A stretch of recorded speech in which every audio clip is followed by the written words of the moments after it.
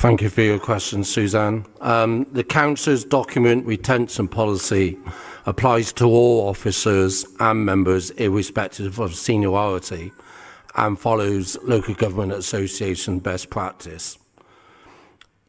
In response to the second part, in line with the Council's email retention policy, the inbox was deleted after 30 days. Email is not our recognised storage system. Documents will be kept in their relevant line of business system.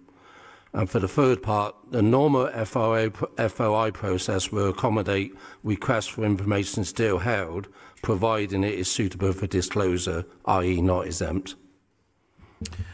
Thank you very much for your question.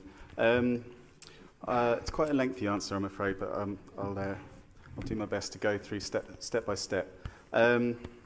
So, first of all, we've put in place proactive mitigation for all blocks with the high fire risk rating, including Waking Watch. Programmes of work are being developed to identify and remediate any property without sufficient detection. And additional interim mitigations are being implemented for these properties, including letters and phone calls to inform residents. We're also progressing a sprinkler installation programme, and we are in a future programme as part of the current budget setting process. All of our flat front entrance doors have FD30 fire doors, so that's a fire standard. And routine inspection and a remedial programme has recently commenced. Residents can report any issues they may feel that they have, or if you wish to have an inspection to ensure that their doors are fully operational. Now, audibility of fire alarms depends on the evacuation strategy for the building. So where there are communal alarm systems that have been fitted and they're not linked to flats, for those with a stay-put strategy, these are audible for residents within the communal areas.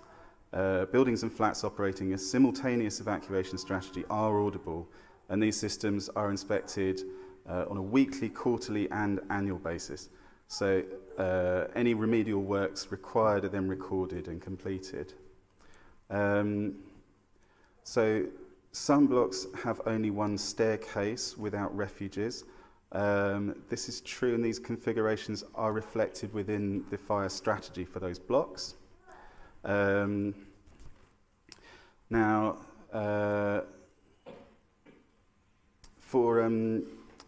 personal evacuation plans for tower block residents with limited mobility, we are progressing a person-centred fire risk assessment policy, and that will include personal emergency evacuation plans.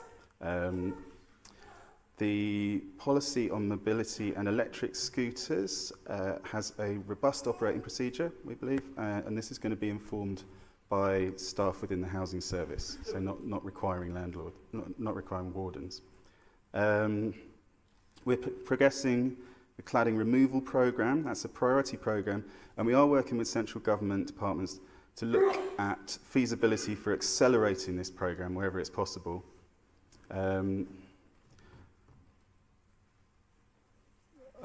we're introducing a new process for fire risk assessments with new specialist resource, which will improve performance with respect to this. And finally, resourcing and investing to meet the expectations of a considerable breadth and depth of legislative updates, so new legislation, new regulation that we have to conform to. That is a considerable challenge for our housing service. However, resident safety is our #1 priority, and the budget setting process will continue to reflect the need to prioritise our duty of care to our residents. Thank you, Lord Mayor. As part of its pay policy statement, the Council has adopted a ratio of 10:1 between the highest and lowest wages, and remains committed to staying within this limit. The Council pays no less than the real living wage as set by the Living Wage Foundation, which has increased substantially in recent times in line with the rising cost of living. For the second part of your question, Pre-assisting recruitment and retention challenges have increased in intensity in recent years, which means that on occasion the council needs to engage agency workers or interims at pay rates above those that would apply to permanent post holders. This occurs in professional or registered roles as well as at senior leadership level. Appointment at director, executive director and chief executive levels are made with the involvement of a selection committee of councillors. Chief executive approval is required for all agency worker interim engagements where the pay rate is at or above that of a permanent director. Councillor Plowden. Councillor Plowden, do you want to take all three at once? Sure, yeah. I'm going to read a bit of the answer I've got is just a date, so I thought it would be helpful if I read a bit of the question out just for everyone. So since the 3rd of October 2023, parking services are issuing premature reminder letters for bus lanes and bus gate PCNs, excuse me. Since the same date, similar letters have been issued in relation to parking offences, but not, for CAS penalties, but not for parking offences, because that was never incorrectly put in place. And then, has received premature reminder letters. The lane 69 PCNs were affected. For CAS, 215 PCNs were affected. Is only two of many different progression paths that are incorrectly configured within a 21-day schedule rather than the correct 28-day schedule.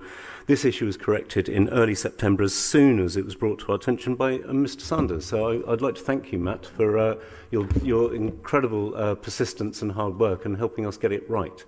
Because this is obviously important. The area, I could go on to say that the error really only occurred for a small number of people who had challenged their fine and not been successful in that challenge to the council. The impact of this was that appellants were mistakenly given the impression that they were no longer had time to appeal to the independent adjudication service when in fact they still had a week to do so. And I'd like to apologise for any confusion or inconvenience caused by this mistake. Matt, you've got...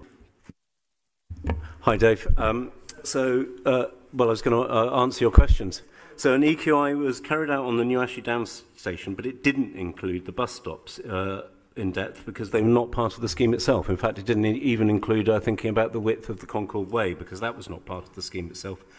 The current issues with the bus stops relate to plant growth from Network Rail land, so we're liaising with Network Rail and WECA to resolve this issue and ensure that the vegetation is cut back. We're also reviewing the function and design of these stops as part of the Miller Road scheme that's currently under development, and of course, as any development within the City Council's control will take a full EQI will take place. So that's your answer to your first question. The second question was about your statement, really, wasn't it, about the right-hand turn.